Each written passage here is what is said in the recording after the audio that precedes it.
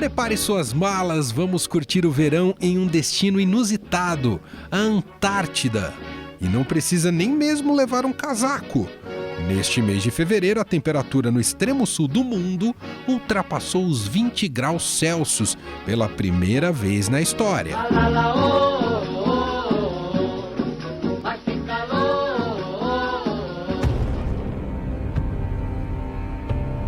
A gente aqui faz a brincadeira, mas o assunto é sério.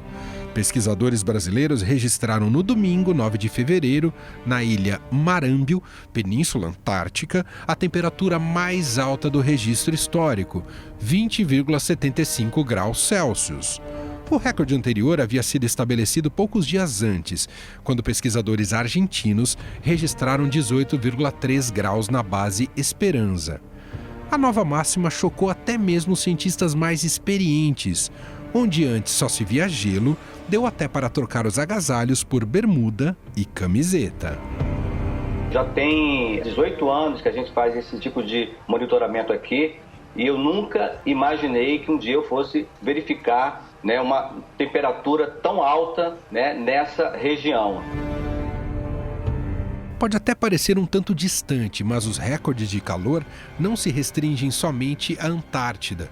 O mês passado foi o janeiro mais quente da história, mantendo o ritmo de temperaturas altas já observadas em 2019. Segundo a Organização Meteorológica Mundial, o ano passado foi o segundo mais quente do registro histórico, atrás apenas de 2016, um ano em que estivemos sob influência de um forte El Niño.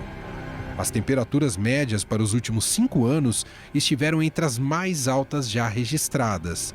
Desde os anos 80, cada década é mais quente que a anterior.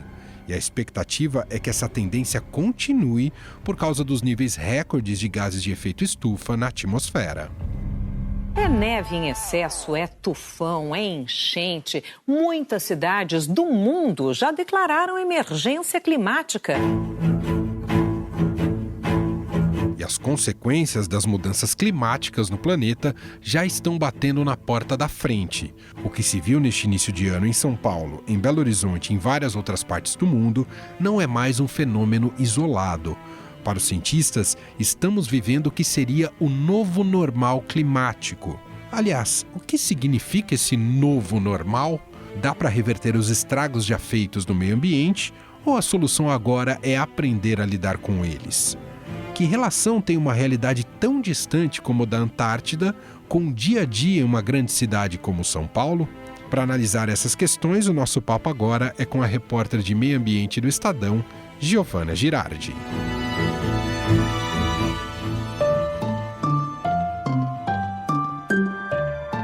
Tudo bem, Gi? Tudo bom, Emanuel? Como vai? Tudo certo. Bom, a gente na última semana teve mais um episódio que a gente costuma falar de anormal, mas está virando normal, você vai falar desse conceito daqui a pouco. Mas a Antártida passou dos 20 graus pela primeira vez. E aí, bom, isso já é assustador por si só. E aí se somam outros eventos ocorridos já nesse curto espaço aqui de 2020, que a gente pode citar as chuvas intensas, extremas aqui no Brasil, por exemplo. E lembramos também da Austrália, que sofreu ou vem sofrendo com os incêndios. Isso sem falar de 2019, que também está muito recente, na própria Amazônia, aqui no país. Enfim, aquela pergunta clássica, Gi, o que está acontecendo com o mundo? O apocalipse está chegando? Olha, acho bom começar a fazer as malinhas para Marte. Então, assim, tem uma coisa que 99 em 100 climatologistas, eles sempre vão dizer que a gente não pode pegar um evento único e virar e falar que ele é definidor. Ele é definidor ou que ele foi causado pelas mudanças climáticas, né? Em geral, assim, eles tomam muito cuidado com isso. Por quê? Porque na natureza a gente tem variação climática, isso é normal acontecer. Mas o que a gente vê normalmente é episódios que a gente vira e fala assim, isso aqui é raro. Então acontece, mas é raro. O problema que a gente vem vendo então assim, a gente pode pegar esse calorão na Antártida. 20,7 graus no dia 9. A hora que eu cheguei em casa, eu estava conversando com meu marido sobre esse fato e olhei na temperatura que mostra no celular. E a temperatura do meu celular era 20 graus, quer dizer, era 20 graus em São Paulo. E estava como assim 20 graus na Antártida, né? A média observada normalmente no mês de fevereiro lá é de meio grau. Esse ano foi uma média de 3 graus e pouco, se eu não estou enganada. Mas com esses picos, então teve um pico de 20 graus. 3 dias antes, uma base argentina, mais ou menos próxima dessa base onde os brasileiros fizeram a medição, tinha já registrado 18 graus. Então, assim, foi uma semana inteira de temperaturas muito altas na Antártida. Tudo bem, a gente pode virar e falar, talvez isso não seja um reflexo de mudanças climáticas, mas a própria Organização Meteorológica fala que a Antártida, principalmente essa região da Península Antártida, que é aquela pontinha, quando a gente olha no mapa, tem uma pontinha assim para cima da Antártida, que é aquela que fica mais perto da América do Sul. A Península é uma das regiões do planeta que mais aqueceu nos últimos 50 anos. Só essa região já aumentou em média 3 graus.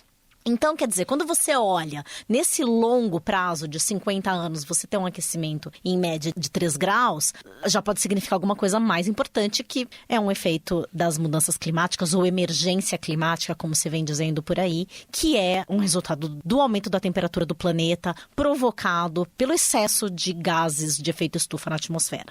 E aí a gente tem esses outros exemplos, né? A questão do incêndio na Austrália, que você bem lembrou, Emanuel. O que os especialistas explicam é que a floresta que existe na Austrália é uma floresta que tradicionalmente pega fogo. Um pouco parecido com o que acontece aqui com o nosso cerrado. É uma floresta que, ao longo de sua evolução, ela foi acostumada com fogo. Muito diferente da nossa floresta amazônica. Não pega fogo, floresta úmida. Ninguém fala na Austrália. Pegou fogo na Austrália toda. Ninguém fala nada.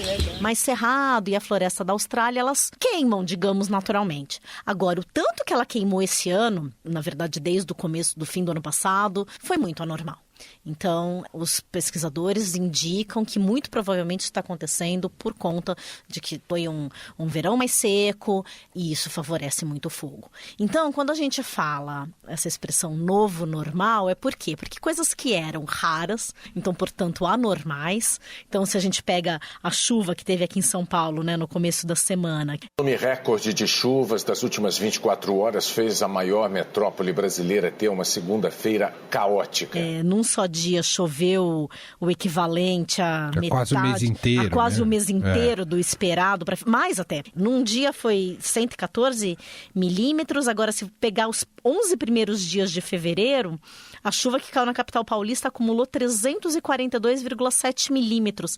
Isso é 37% acima do esperado para o mês inteiro, que é 249,7. Então, quando se olha isso, os pesquisadores viram e falam assim, isso vai além da normal climatológica. Bom, mas a gente então está vivendo um novo normal, porque dias assim estão cada vez mais comuns.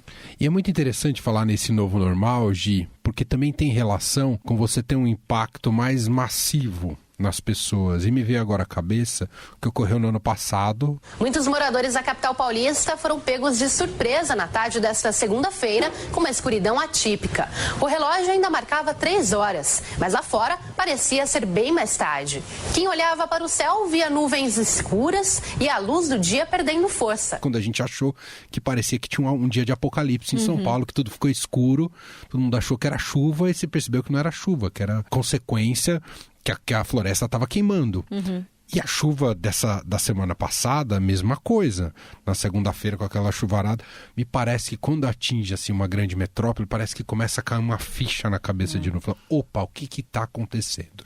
Né? Eu sei que é uma coisa até... É um diagnóstico horrível, que fica parecendo aquela coisa só quando eu chego no meu quintal que eu me dou conta que as coisas estão realmente fora do normal.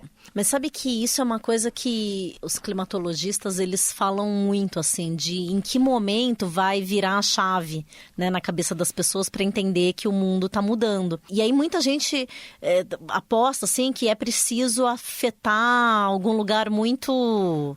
Importante economicamente, por exemplo. Por exemplo, eu me lembro que quando teve o furacão, que acho que foi o Sandy. Autoridades de Nova York ordenaram neste domingo o cancelamento de centenas de voos e a suspensão dos serviços de transporte público diante da aproximação do furacão Sandy.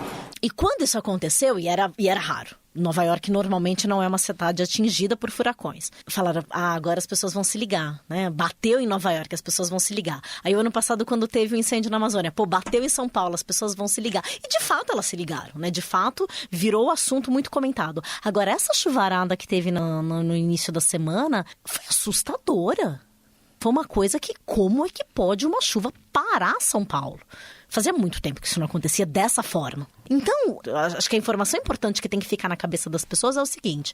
Bom, se esse tipo de evento já está acontecendo numa frequência maior e a tendência é que ele aconteça cada vez mais, não vai adiantar virar e falar assim, puxa, mas a gente não esperava porque nunca foi assim. Porque, essa chuva que caiu é maior do que o esperado para fevereiro inteiro. Bom, beleza. É estranho, mas vai acontecer. Então, se vai acontecer, a gente tem que começar a mudar a preparação das cidades. Não dá mais para olhar para séries históricas de 100 anos e pensar, a vazão dos rios sempre foi tanto, então a gente tem que planejar, né, os encanamentos dos rios, o planejamento urbano conforme essa média de chuva que a gente teve nos últimos 100 anos. Porque dos próximos 100 anos vai ser diferente. Provavelmente vai ser maior. Então, se vai ser maior, não adianta mais a gente olhar para o passado. A gente tem que começar a pensar nesse novo futuro, que infelizmente é um futuro que a gente não tem bases. E aí eu venho com, eu acho que a grande pergunta, que a gente sente uma certa impotência, né, quando vê uma situação como essa, de como cidadão individual, ou transfere isso para o poder público vai fazer alguma coisa. A sociedade como um todo, seja a sociedade civil e também a esfera governamental, estão dando um passo pensando nesse futuro? Por exemplo, a questão da impermeabilização de solo, questão de menos carros nas ruas, mais espaços para os rios. A minha pergunta, Gi, a gente está indo nessa direção ou não estamos indo nessa direção? Eu não vejo a gente indo nessa direção ainda, Manuel. Eu acho que não é uma coisa que foi incorporada pelo poder público no sentido de orientar suas novas obras para responder a esse novo cenário. Uma coisa que me chamou a atenção, porém, é que na segunda-feira, o governador João Dória, ele não estava em São Paulo, ele estava nos Emirados Árabes, mas ele se manifestou de lá e ele falou em mudanças climáticas no seu discurso. E o secretário de Infraestrutura e Meio Ambiente de São Paulo, Marcos Penido, também. Ele virou e falou assim, não dá mais para falar que mudanças climáticas é coisa de ambientalista. Então, eu achei até animador. Quer dizer, eles estão incorporando isso no discurso, eles entendem que está em curso uma mudança do clima. A única preocupação, e aí eu até estava conversando com um pesquisador que é um climatologista que analisou essa série histórica de São Paulo, né, para falar de como o anormal está virando o novo normal. A gente nem citou aqui, mas teve Belo Horizonte também, né? Só para colocar no contexto também. Pelo menos 47 pessoas morreram em consequência da chuva que atingiu Minas Gerais nos últimos 4 dias. E no meio a gente pode pensar que é o mesmo movimento, assim, o que os correntes, né, que causaram essa chuva lá, de São Paulo, acabaram vindo para Rio de Janeiro, exato. Mas o que ele vira e fala assim, a única preocupação que a gente tem que ter é ao virar e falar, são as mudanças climáticas, parecer que é uma coisa que tá além do nosso poder. Quase como Deus quis que chovesse, então, puxa vida, mas são as mudanças climáticas, a gente não tem o que fazer. Então, assim, é uma coisa que ele alertou, assim, tem que se tomar cuidado para na hora de incorporar isso no discurso, não parecer que é uma coisa fatalista que a gente não tem o que fazer. Na verdade, entra em vigor aqui uma palavrinha-chave e muito importante, é preciso se adaptar. Tem que começar a pensar a cidade de uma forma diferente. Então, assim, ou as cidades começam a mudar, ou a gente vai ter segundas-feiras muito como essa o tempo todo. E a gente não teve mortes em São Paulo, mas poderia ter tido. Teve, né? No interior, né? Teve no interior. Né? Foram 7 mortos no estado. A capital, desta vez, não teve. Mas em outras enchentes, a gente já teve. Agora, uma cidade que para, uma cidade do tamanho de São Paulo que para. É chocante. Então, assim, achei ótimo que o Dória e o Penido usaram mudanças climáticas no seu discurso, mas a gente tem eleição aí municipal esse ano, né? Quero ver. Eu acho que as pessoas, né? Você perguntou o papel da população. Claro, é papel da população não jogar lixo, é papel da população tentar começar a adotar meios de transporte menos poluentes. Agora é papel da população cobrar, né? Dos seus futuros governantes. Não adianta virar e falar Hoje, de avaliar, a gente está em ano de eleição municipal no Brasil inteiro. E de avaliar a agenda ambiental de cada um dos concorrentes. Exato. O que eles estão propondo para as cidades? O que eles querem de mudanças nessa seara? O que eles estão dispostos a fazer? E há um pacto entre poder público e sociedade, por exemplo, em ter menos carros na rua? Estou jogando aqui a provocação. Você fala isso em São Paulo, as pessoas vão ficar bravas, né? Mas a gente não deveria diminuir, em vez de ter tantas faixas na marginal, tirar uma faixa de cada lado do rio ali para transformar esse rio e plantar árvore e evitar que ele transborde desse jeito? Eu acho que é uma coisa que a gente tem que, né, como sociedade, entender que talvez a gente tenha que aceitar essa mudança. E aí cobrar, ter mais ciclovia para poder se locomover por São Paulo sem depender tanto de carro, ter mais transporte público, são coisas que, assim, a gente vai ter que entender que vai mudar, tem que mudar. Ou a gente vai viver isso cada vez mais vezes. Agora, só para concluir, Gi, colocar mais uma pimentinha. Em meio a esse cenário que você tão bem explorou e falou dos diversos aspectos que a gente enfrenta na nossa cidade, no Brasil como um todo, e é também um fenômeno global, ao mesmo tempo, nesse mundo que também é polarizado politicamente, é muito forte uma corrente que nega essas mudanças. E é um fenômeno recente e forte, muito politizado e mobilizado, inclusive no Brasil, e com representantes na esfera de poder, nas altas esferas de poder. Quem é Greenpeace? Quem é essa porcaria chamada Greenpeace? Isso é um lixo. Tudo isso torna o cenário ainda mais turvo, não é, Gi? É muito preocupante, né, que a gente tenha esse discurso chegando nas altas esferas. Por isso que eu até mencionei como válido o governador e o secretário terem usado isso, né? Então eles admitem que tem mudanças climáticas, então eu achei isso importante. De fato, a gente tem negacionistas no governo federal, que é um problema, porque você pode negar quanto você bem entendeu, o assunto tá ali batendo na sua porta, né? Então... Tá alagando a sua garagem. Tá alagando a sua garagem. E isso é uma coisa que acho que chamou muita atenção nesse caso que aconteceu em São Paulo, porque dessa vez, ao contrário do que tinha acontecido em outras, atingiu bairros nobres, né? A Vila Leopoldina, na Zona Oeste, teve a garagem lá, que tinha um Lamborghini estacionado na garagem, um Porsche. Colégio Santa Cruz. Ficou completamente alagado. Completamente alagado. Então, assim, pegou um pouco a nata paulistana, né? Então, não é só o problema do Jardim Pantanal, né? Que alaga todo ano, num problema histórico, né? Que vai até além das mudanças climáticas, né? Um problema realmente centenário lá. Mas, assim, a hora que bate nessas pessoas, né? Bate no poder econômico... Você fica até com uma esperança de que, bom, essas pessoas vão cobrar, né? Elas não vão querer perder os Lamborghinis delas de novo. Agora, tem atitudes que o governador pode fazer, tem atitudes que o prefeito pode fazer, que a população pode cobrar, mas tem coisas que dependem do governo federal. Uma delas, por exemplo, é incentivo a combustíveis, né? Então, existe ainda um incentivo muito grande a combustíveis fósseis no Brasil, e isso vem do governo federal. Verdade. Que horas eles vão começar a promover mais incentivo, né? A gente teve uma discussão grande no ano passado de se tirar incentivo de energia solar no país. A gente vai permitir isso, né? Ou vai permitir mudanças no Código Florestal que tiram mais árvores da floresta? As pessoas precisam, acho que é muito importante isso. E, puxa, eu bato nessa tecla há tantos anos no jornalismo que é até meio desanimador, assim. Mas entender que todas as coisas estão interligadas. Claro. A floresta amazônica está interligada à questão das mudanças climáticas, que está interligada à Antártida, né? Então, assim, você tem a Amazônia, você tem São Paulo e você tem a Antártida, tudo dentro de um mesmo sistema. Então, se aquece na Antártida, influencia nas correntes de ar que vem da Antártida para São Paulo. Então, se lá aquece, aqui vai influenciar. Se seca na Amazônia, também vai influenciar nas chuvas no Centro-Oeste, que vai influenciar na agricultura. Então, a gente está falando de um mesmo processo. Não adianta tapar os olhos para isso. E quando a gente fala em mudanças climáticas, é um negócio democrático, está afetando o planeta inteiro. Não é só a Antártida, não é só o pinguim, não é só o urso polar, não é só a Austrália, Não, é aqui, é no quintal de todo mundo, sabe? É no quintal do senhor que tem um Lamborghini na sua garagem. É todo mundo. E você sente que não é mais um papo de ecochato? Porque sempre falavam isso, né? Sempre tentavam colocar uma prateleira. Isso é papo de ativista, isso é papo de... Isso tá acabando, você sente, Gi? Eu tenho sentido esse ano, talvez mais do que nunca, virou um papo das pessoas sabe? Você pega um Uber, a pessoa tá falando disso...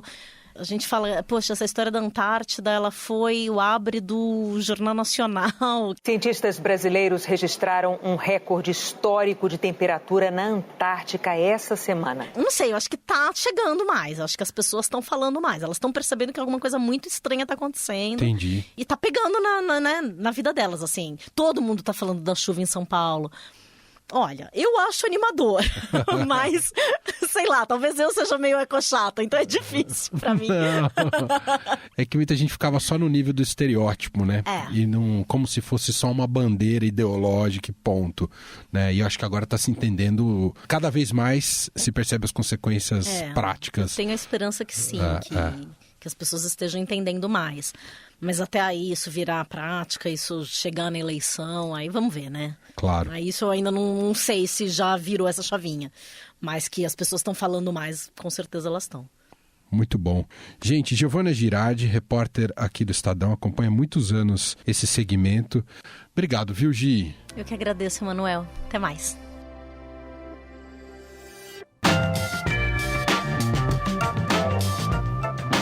O Estadão Notícias desta segunda-feira vai ficando por aqui. Contou com a apresentação minha, Emanuel Bonfim, produção de Bárbara Rubira e montagem de Nelson Volter.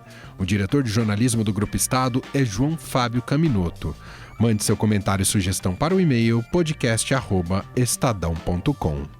Um abraço para você, uma excelente semana e até mais. Estadão Notícias.